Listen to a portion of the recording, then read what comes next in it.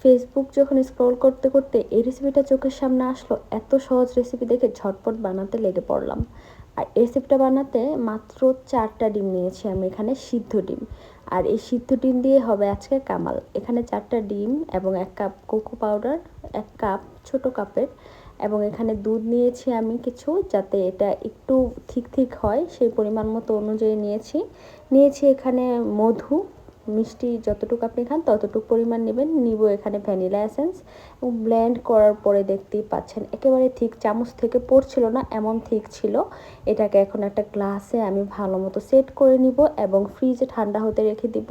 এবং তার উপরে আমি দিয়ে দিব গার্নিশের জন্য ভেজে রাখা বাদাম। এখানে আমি ঘিয়ে ভেজে বাদামটা দিয়েছি, যাতে এটার ঘ্রাণটা কিন্তু আপনার যে ডিমের গন্ধটা সেটাকে একটু কাটিয়ে তোলে। এবং এই মজাদার রেসিপিটা আপনি ঝটপট বানিয়ে নিতে পারবেন কোনো ঝামেলা ছাড়া। এত সহজভাবে ডেজার্ট বানানো যায়, এটা কি ভাবা যায়?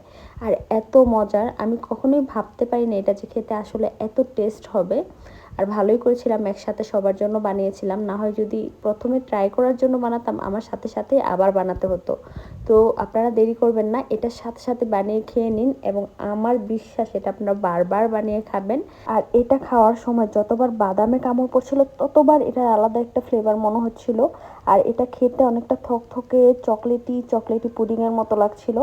আর এটা যে এত সহজ, চুলার জাল ছাড়াই হয়ে যায়, তো আপনারাও ঝটপট বানিয়ে নিন।